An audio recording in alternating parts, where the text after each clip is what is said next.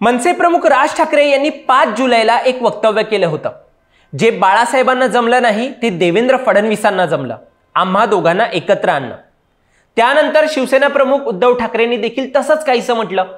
आमच्यातील अंतरपाठ अनाजी पंत यांनी दूर केला, म्हणजे नाव न घेता उद्धव ठाकरेंनी निशाणा साधला।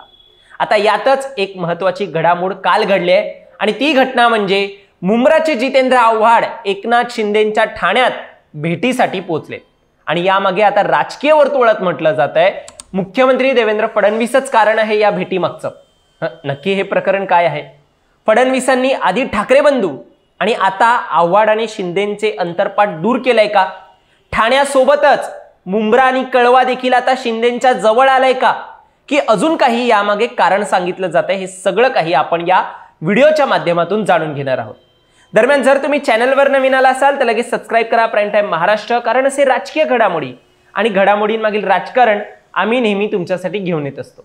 माझं नाव ओमकार साळवी आणि या विषयाला आपण सुरुवातीपासून सुरू करूया। तर उपमुख्यमंत्री एकनाथ शिंदे यांच्या ठाण्यातील खासगी निवासस्थानी जाऊन राष्ट्रवादी काँग्रेस शरदचंद्र पवार पक्षाचे विधिमंडळ गटनेते जितेंद्र आव्हाड यांनी भेट घेतली, शिंदेंची भेट घेतली। आता ही भेट दोन्ही नेत्यांमध्ये बंद दाराआड अर्धा तास झाल्याचं सांगितलं गेलं। शिंदे हे उपमुख्यमंत्री पदी असल्याने विविध प्रश्नांसंदर्भात त्यांची ही सदिच्छा भेट घेतल्याचं आव्हाड यांनी या भेटीनंतर नमूद केलं।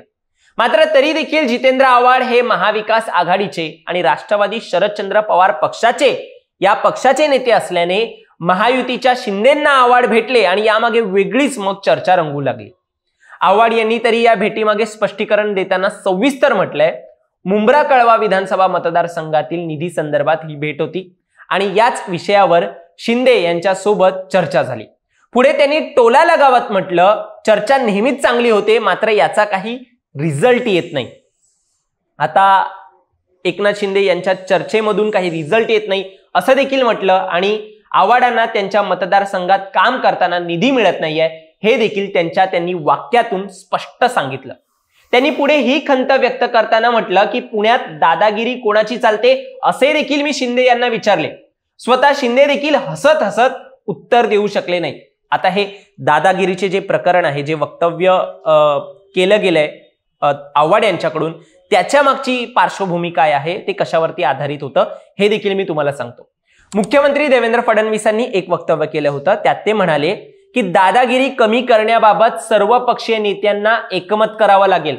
खूप मोठी राजकीय दादागिरी पुण्याच्या उद्योगांमध्ये पाहायला मिळते। विविध पक्षांचे नावं घेऊन लोक दादागिरी करतात, मी तर ती मोडूनच काढणार आहे असं मुख्यमंत्री देवेंद्र फडणवीस यांनी वक्तव्य केलेलं। आता त्यांच्या या वक्तव्यानंतर शरद पवारांचा पक्ष आक्रमक झाला। फडणवीसांनी मान्य केलं की दादागिरी होते, उद्योजकांना त्रास होतोय, गुंतवणूक होत नाहीये, यासाठी आभार, म्हणजे हे त्यांनी कबूल केलं, यासाठी आभार। आता हे लोक कोण आहेत हे स्पष्ट झालं पाहिजे असं वक्तव्य सुप्रिया सुळे यांनी केलं। तर रोहित पवारांनी देखील ही दादागिरी भाजपाची आहे, अजितदादांच्या पक्षाची आहे की शिंदे सेनेची आहे हे पण फडणवीसांनी स्पष्ट करून सांगावं असं वक्तव्य रोहित पवार यांनी केलं। आणि हाच प्रश्न या आव्हाड शिंदे भेटीत जितेंद्र आव्हाड यांनी देखील शिंदेंना विचारल्याचं सांगितलं गेलं। पुढे ज्ञानेश्वरी मुंडे यांना मुख्यमंत्री देवेंद्र फडणवीस यांनी भेटून त्यांचं म्हणणं ऐकून घेतलं, ज्ञानेश्वरी मुंडे यांचं।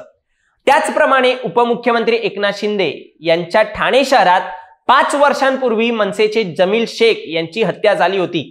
शिंदे यांनी देखील राज्यातील सत्तेचे समीकरण बाजूला ठेवून, ते राजकारण बाजूला ठेवून माणुसकीच्या नात्याने त्या पोरींच्या बापाचं काय झालं हे एकदा त्यांना विचारायला पाहिजे, त्यांची देखील त्यांनी भेट घेतली पाहिजे असे मत देखील आव्हाड यांनी मांडलंय, ते देखील शिंदेंच्या समोर मांडलंय असं सगळं त्यांनी सांगितलं। आता हे सगळं मी शिंदे यांच्या सोबत चर्चा केल्याचं आव्हाड यांनी सांगितलं असलं तरी ठाण्यातील अनधिकृत बांधकामे, रखडलेल्या प्रकल्पांवरून आव्हाड नेहमी वारंवार सत्ताधाऱ्यांवर टीकेचे बाण सोडत असतात।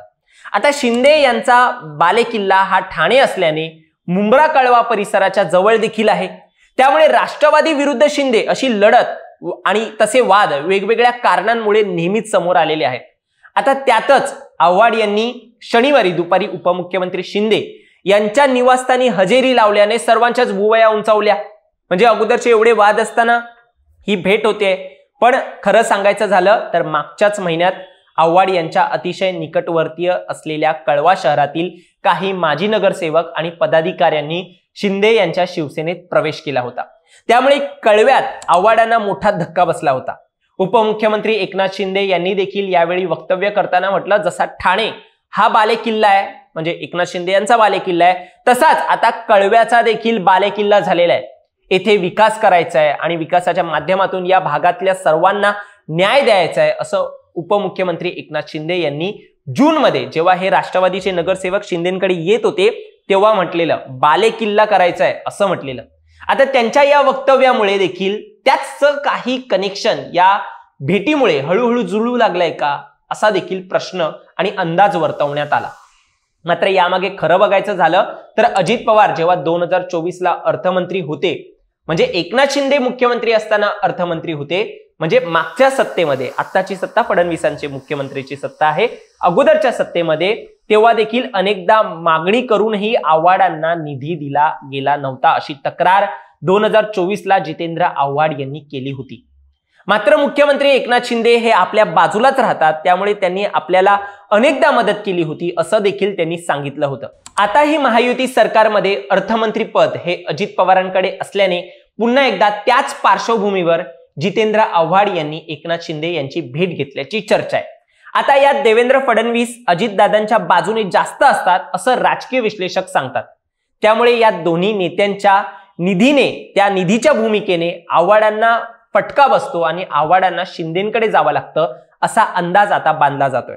आता निधीच्या बाबतीत जे एकनाथ शिंदे यांचे नेते जे आहेत ते स्वतःच कित्येक वेळा आपल्याला जी तक्रार आहे ती करताना पाहिलेलं आहे आपण, की अजितदादांच्या जे नेते आहेत त्यांना कुठेतरी हा निधी वळवण्यात येतो. त्यांचं म्हणजे शिरसाटाने देखील त्यांच्या खात्याचा निधी, कोट्यवधी निधी जो आहे तो लाडक्या बहिणीला एक दिला जातोय, असे सगळे वेगवेगळे आरोप जे आहे केलेले आहेत. आता ही भूमिका देखील आव्हाडांनी पुन्हा एकदा तिकडे म्हणजे स्वतः एकनाथ शिंदे यांच्या घरी जाऊन, ठाण्यामध्ये जाऊन सांगितल्याची आता सध्या माहिती जी आहे ती सूत्रांकडून मिळते, राजकीय विश्लेषकांकडून मिळते आणि बातम्यांमधून देखील अशीच मांडली जाते. आता तुम्हाला देखील हेच कारण वाटतं का भेटीमागे, की अजून काही आहे? ते तुम्ही देखील आम्हाला कमेंटमध्ये नक्की सांगा. आणि असेच राजकीय घडामोडी पाहण्यासाठी सबस्क्राईब करा प्राईम टाइम महाराष्ट्राला. धन्यवाद.